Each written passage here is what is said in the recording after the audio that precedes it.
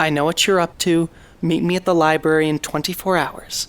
I know what you're up to. Meet me at the library in 24 hours. I know what you're up to. Meet me at the library in 24 hours. Oh God, what have I gotten myself into?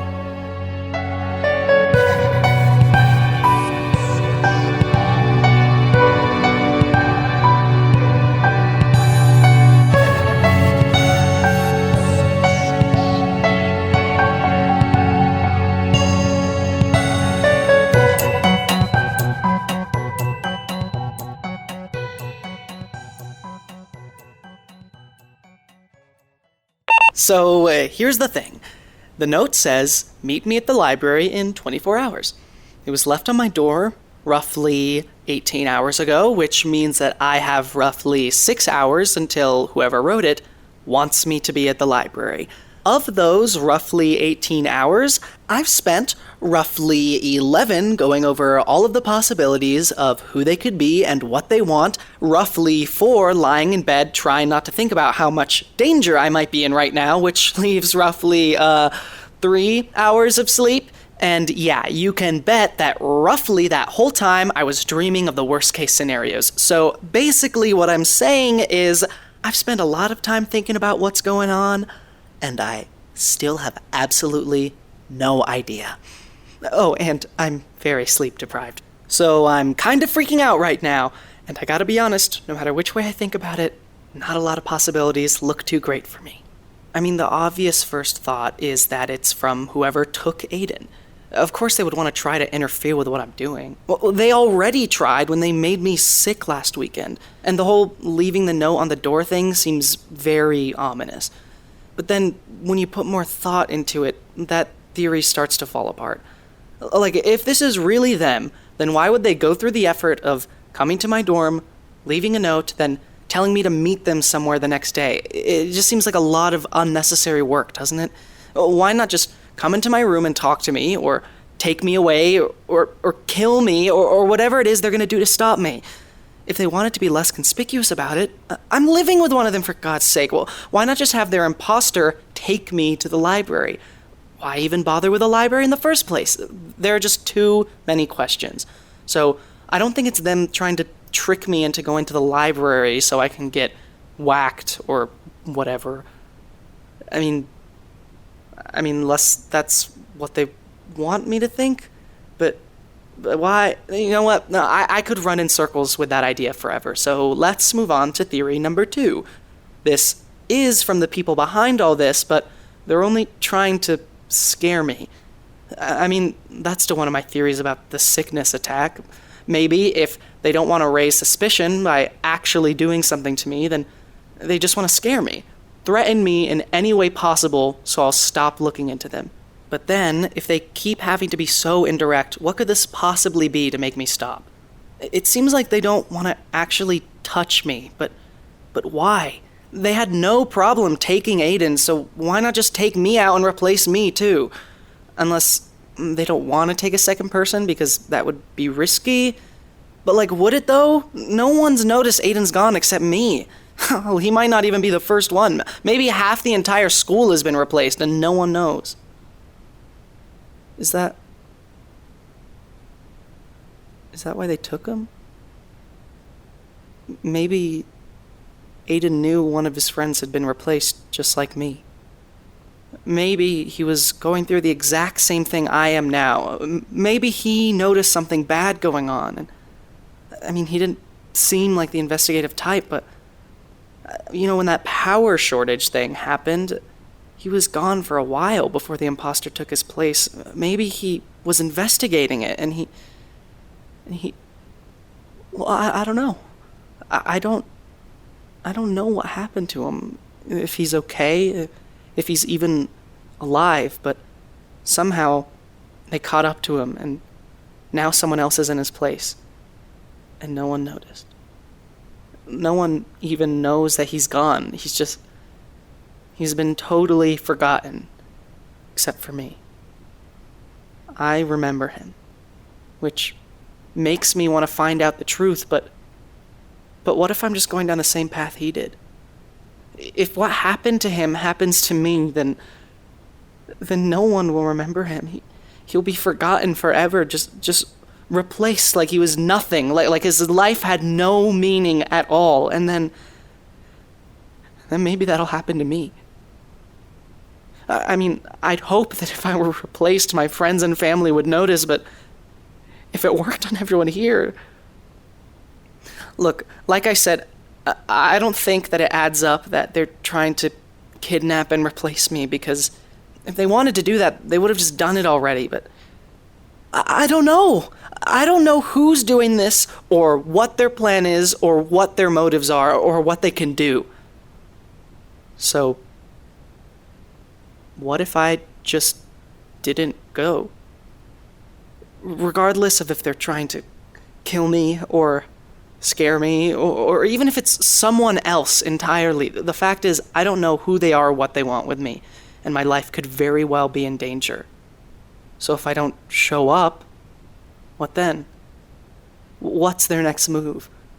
They could attack me from a distance again, but maybe this way I can show that I still have control in this situation, and I can still... Damn it. Hey. Hey. Is everything okay? No, Joaquin, actually everything's not okay. Okay. I wanted to talk about it last night, but when I got home, it was already time for lights out. Is this about Do you really think that you could keep it a secret from me? Secret? No, I mean, I thought you... Wait, you don't know who did it? What do you mean? Of course I know who did it. You did it. What? All of this gossip around school. People are talking about me, and I know you're the one who started it. Oh. I didn't know it was happening until I met up with my study group last night, but they told me you've been asking them some really invasive questions about me and kept saying I'm acting weird. And now they're acting weird, and it makes me feel weird, and it was slowing down our productivity last night. Yeah, no, I'm sorry. I didn't mean for it to be like a thing. Really? And who else have you been spreading rumors to? Huh? Does the whole school think that I'm suddenly acting differently now? Do they think I'm some freak? No. Look, Aiden, I'm sorry. I haven't been trying to gossip about you or put any ideas into people's heads. I just talked to a few of your friends because last week you seemed a little sick, so I wanted to make sure you were okay. Sick? Right. That's all it was. You thought I was acting sick? Okay. Well, I don't want anyone around here thinking I'm sick anymore, all right? Because if people start getting this idea that I'm sick, then it might ruin my image, and that would not be good for me. So I'd appreciate if you get this idea of me being sick out of your head. Understand? Yes. Very, very clear. Good. Wait, is there nothing else you wanted to talk to me about? No. I think I got everything off my chest, thanks. Now, if you don't mind, I'm gonna go make up last night's lost time on my own. All that group seems to care about is partying anyway.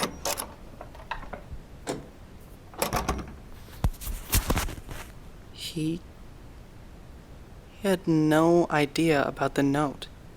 Like he was completely clueless. I mean, unless he's a really good actor, but... Well, no, you heard that flimsy-ass veiled threat. He can barely keep up this act as Aiden. So, if he doesn't know about it, then who the... I mean, unless it's from whoever he's working with and they don't want him to know, but... Well, why would... Hold on, I just need...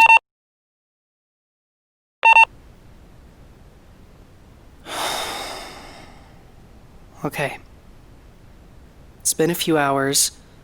It's nearly time to go to the library. And yeah, I decided that I should go. I'm still terrified, but I think I need to do this. Because if I don't, what is that going to accomplish, really? Whoever left that note will just find another way to meet up with me, and I'd just be delaying the inevitable. And after the hell that's been the last 23 hours, I just want to rip this Band-Aid off and not have to worry about it anymore. I mean, at least if I die, I won't have to worry about whether or not I'm gonna die anymore. I've made some efforts to calm myself down. I mean, I can't stop my thoughts from racing or my heart from pounding, but It's not going to do me any good to rush into this situation being completely overrun by anxiety, so I've been working on grounding myself and trying to get to a place where, even if I'm still terrified, I'll still be well enough to go. Wow, that's some therapy talk right there. Claudia would be proud of me. But yeah, I stopped trying to figure out who it is. I'm not going to be able to come up with an answer, so I'm just torturing myself. I took the time to breathe, and I just tried remembering the good things in my life. Granted, none of them are here, but when I turn 18 in a couple months, I'll be able to see them again. And there are probably like visiting hours or something, right? Anyway, even if there are weekends people can visit, chance is halfway across the country. Oh yeah, the surprise. The good things I'm talking about is mostly my boyfriend. Sue me. Anyway, I want to make him spend money on a plane ticket to Providence, Colorado, in the middle of the mountains, in the middle of nowhere, just to be here for like a day and a half. So I thought if I can't see him till I get out of here, and it's been driving me crazy not being able to talk to him, then maybe I should write him a letter. I'm shit at writing letters, not like Chance, but I figured I'd try because I miss him. So, yeah, there you go. No, I'm not gonna read it. Ugh. I just wrote about how I'm missing him, and I hope everything's going well at the restaurant, and how school is going and stuff.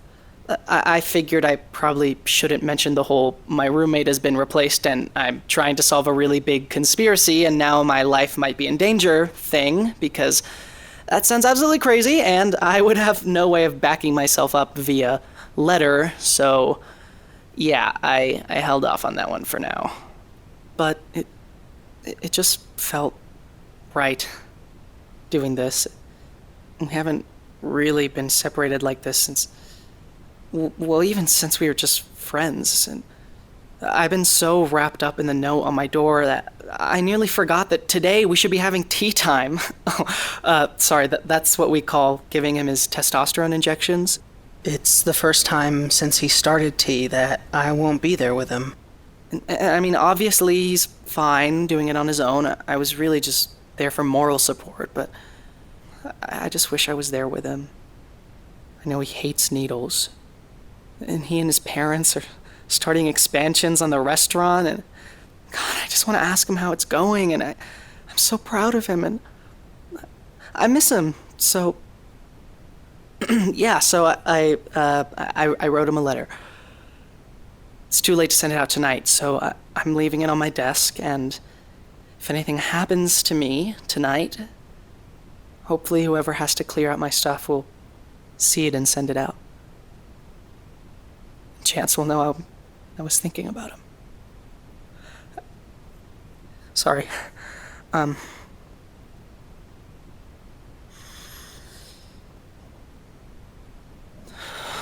Okay. I'm ready. I'm ready.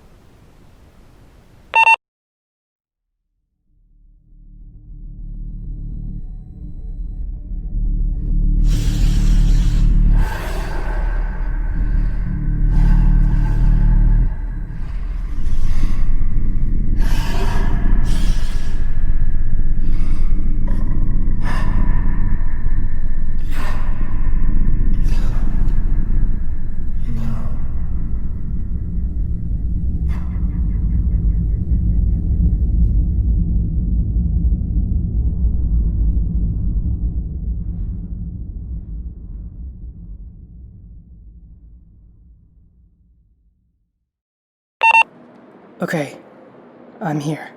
I'm here at the library. It's 10 o'clock on the dot, so whoever wants to see me should be here any minute. I figured it would be a good idea to record this for evidence, assuming I get out of here alive and all. I have the Olympus hidden in my pocket, and I have some books laid out like I'm studying. Hopefully it looks like I'm just quietly reading to myself and not talking to no one. There's not really anyone here. I mean, it's pretty late. The library's closing soon. Really just a librarian at the front desk and a few students scattered at a couple tables. Still, though, this is a public place, so that's good. Less chance of me getting hurt, I guess. I'm not super sure how I'm supposed to recognize the person I'm supposed to meet. I mean, I guess they'll probably just sit down here at my table, right? And be like, don't make any sudden movements, or whatever. I mean, I guess they're gonna have to be discreet. You know, a library is actually the perfect balance of public, but still needing to keep a low profile, so... Anyway, I'm just gonna wait and hope Oh, that... hey, there you are. How's the studying coming? Hi, sorry, I think you might be looking for someone else. You're so funny. No, Joaquin.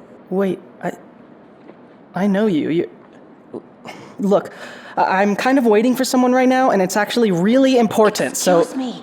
People are trying to study. Oh, Mrs. Stafferty, I'm sorry. This is Joaquin, and I'm tutoring him. He's just a little frustrated with his European history homework. Oh, Hattie, lovely to see you. Well, you go right along. Just make sure your student there keeps it to himself. No, I'm not... Say, Mrs. Stafferty, we're actually looking for a specific book that's not up here in the stacks. Would you mind if we went down to the basement and looked in storage? Of course, darling. You know the code to get in. Great, thank you so much, ma'am. Ow! Hey, let go of my hand. What are you doing? Dude, come on, work with me here. Wait, so you're the one... Well, we'll be out of your way now, and hey, don't let Clark near the Xerox machine again. Oh, Hattie, stop. You two have a good study session. Hattie, so you... And the note, and Aiden... Not here, man. Just wait a minute and we can talk about all of that, okay? Wait. Where are you taking me? Relax. It's just the basement. It's the perfect place to talk. It's all storage for books. Nobody ever uses it, so no one will bother us. Are students allowed there? Nope.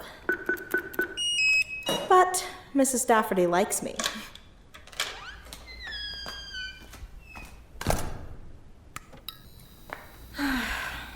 Wow, it is stuffy down here. Isn't it great?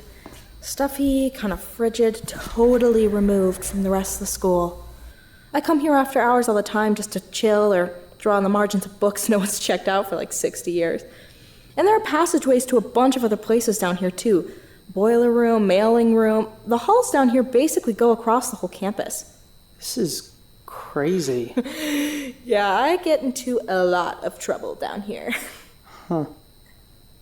Wait, Hattie, I know you. You're in Aiden's study group. I've seen you in Calc. Professor Jacobs loves you. You're like the star student. You don't seem like the type to cause trouble in secret underground tunnels. I know, right? It takes a lot of hard work to get all the profs to trust you. Besides, nothing down here is a secret. I'm just good at getting access to them. All right, now spill everything. Well, me? I have no idea what the hell's going on here. You should be the one spilling. What do you mean? You're the one who knows all the weird shit going on. That's why I wanted you to meet me here. And you left the note on my door. Yeah? Are you surprised? Yeah, kind of. Well, who the hell were you expecting? I don't know. Someone older and scarier. Look, I was expecting it to be someone trying to stop me. I thought I was going to be threatened or hurt or worse. So, yeah, I'm a little surprised. You mean you never considered it could be someone on your side? You just went straight to the murder scenario?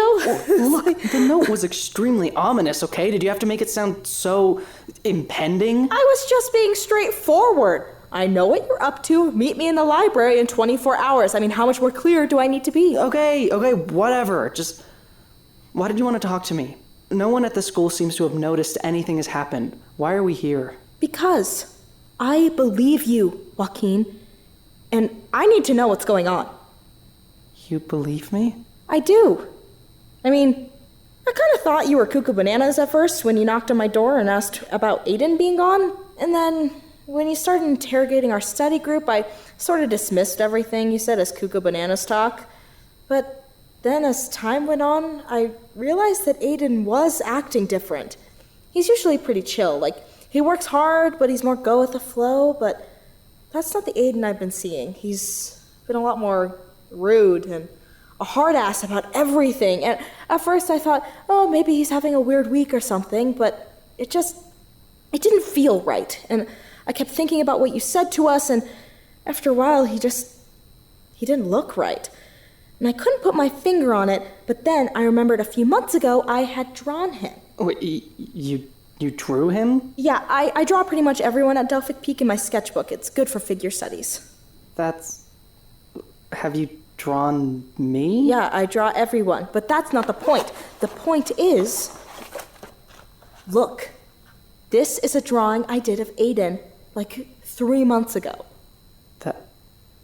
That looks nothing like our Aiden. And, look, this one is from 6 months ago. These two are from over a year ago. They're all the same, but none of them look like the guy who's saying he's Aiden.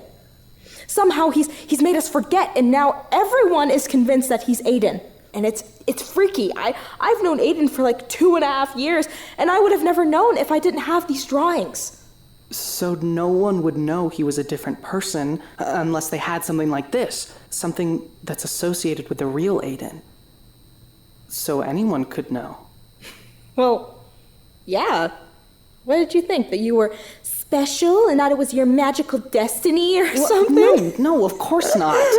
It just seemed very peculiar that I was the only one who realized that our imposter friend wasn't the real Aiden. Imposter friend? Is that what you call him? I mean, yeah.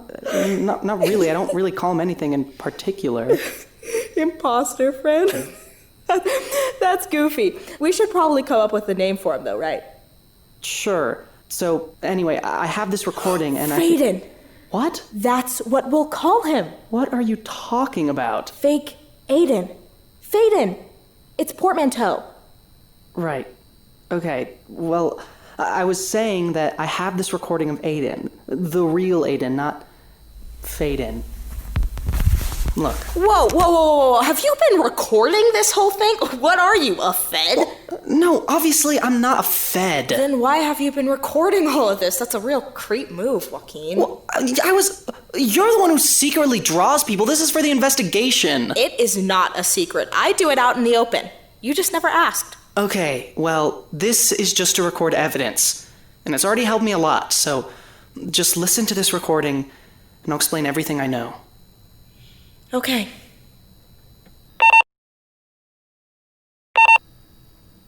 Wow. So, you think this is like memory erasure?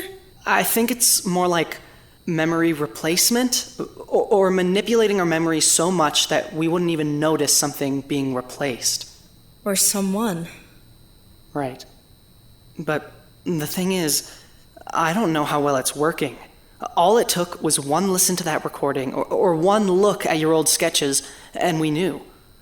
So maybe they're changing our memories somehow, but this is still like a trial or something. I mean, none of those journals even mentioned getting past the phasing of testing on mice, which could mean that whatever technology they used to do this, it doesn't work perfectly yet. This is a lot to take in. So, what's next? Next? I didn't think that far ahead. Really? I kind of got the vibe that you were inserting yourself into the investigation. Well, no, I just... After I saw those sketches, I needed to know what was going on. I kind of just hoped that you'd have all the answers. Yeah, definitely not.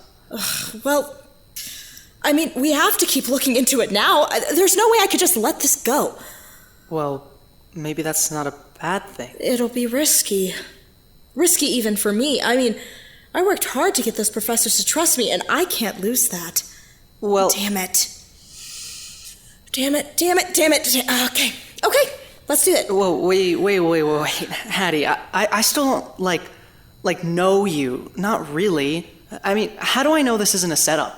How do I know that you weren't sent out by whoever's behind all of this? The roommate replacement committee. Right, the roommate replacement committee. For all I know, you could be someone else sent out by them. You might have even replaced the real Hattie, and I'd have no way of knowing. Well, I guess you can't know for sure. Well, that's very comforting, thanks. Look, I'm not crazy about it either, but You said yourself that you've been struggling on your own, and I would have never thought to look into traumatized rat therapy like you did. Well, that's not really what I'm not saying that we have to be ride or die or anything. I want to get to the bottom of this. But you need to understand that my reputation is too important, and if I ever want out, I'm out. The simple fact is we'd probably benefit from doing this together. And besides, even if we don't team up, I won't be able to stop myself from doing it on my own. And I will be competitive about it. Okay, you've convinced me. I'm just not used to having... I'm not used to having help. Hey. Team? Team.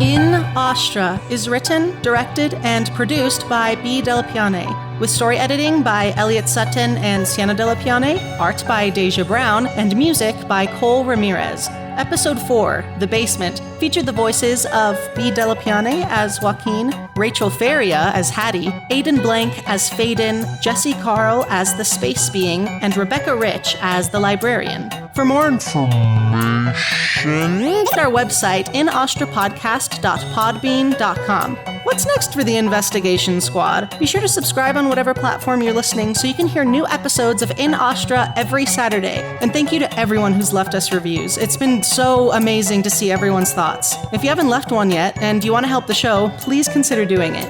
You can find us on Twitter, Instagram, Facebook, and Tumblr, all at In Astra Podcast, and talk about the show online using the hashtag InAstraPod. If you've listened this far, tweet or comment at us saying, okay, but what if Hattie is actually Faden, who's actually Aiden, who's just really good at character voices? It'll be our little inside joke. Thank you so much for listening, and we'll see you next week. Until then, stay warm. It's cold in space.